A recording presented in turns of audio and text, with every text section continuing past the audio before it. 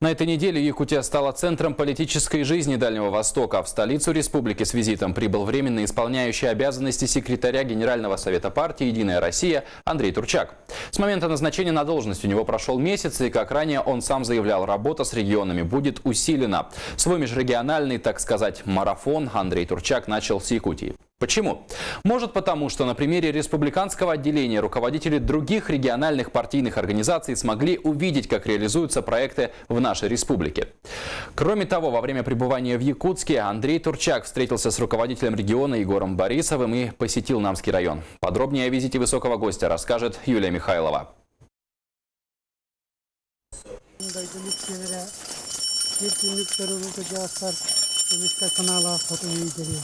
С обряда благословения началась на этой неделе поездка исполняющего обязанности секретаря Генерального совета партии «Единая Россия» Андрея Турчака в столицу Якутии.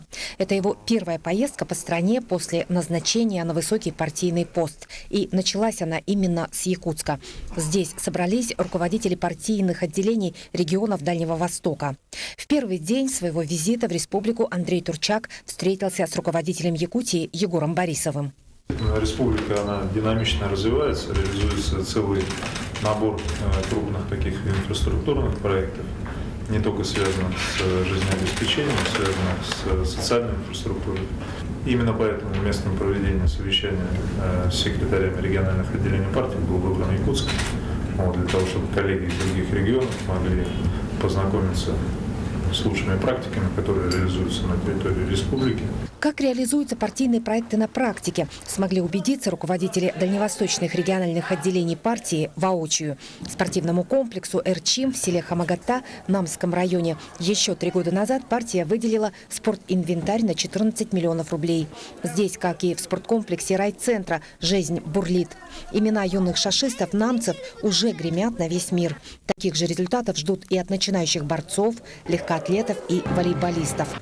Андрей Турчак и Егор Борисов торжественно открыли турнир по волейболу с участием 60 школьных команд Намского района. Не каждое муниципальное образование может похвастаться таким спортивным ядром. Это уровень уже такого достаточно крупного города, там 100-тысячника, да?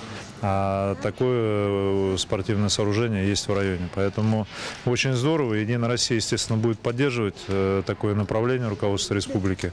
Вы знаете, реализуются у нас проекты «Детский спорт». В рамках этого проекта мы оснащаем спортивные залы. Также в бюджете Российской Федерации на 2018 плановый период 2019-2020 годов предусмотрены средства на оснащение спортивных залов сельских школ, на ремонт этих спортивных залов. Поэтому, конечно, если есть движение в регионе, есть движение в республике, Единая Россия всегда будет помогать. В селе Красная Деревня в будущем году ждут открытия многофункционального центра. Его строят сами жители села. Партия поможет с оборудованием на больше, чем 1 миллион рублей. Хороший проект, хороший. Когда власть региональная и местная занимается, тем как раз и хочется помогать. Когда открытие? Завершим, наверное, в концу 18-го. Все, это не пойдет. 1 сентября открывайте. Давайте. 18-й год? Все. Да. Такой положительный опыт реализации партийных проектов, как в Якутии, представят на съезде партии в декабре. Кроме того, Якутское региональное отделение готовит свои предложения. Мы предлагаем ввести партийный проект развития сельских территорий. У нас есть проект «Городская среда», да, о котором я сказал, развитие сельских территорий, потому что мы, в принципе, большая часть России – это сельские территории. И, конечно же, жизнь селян, она связана в первую очередь.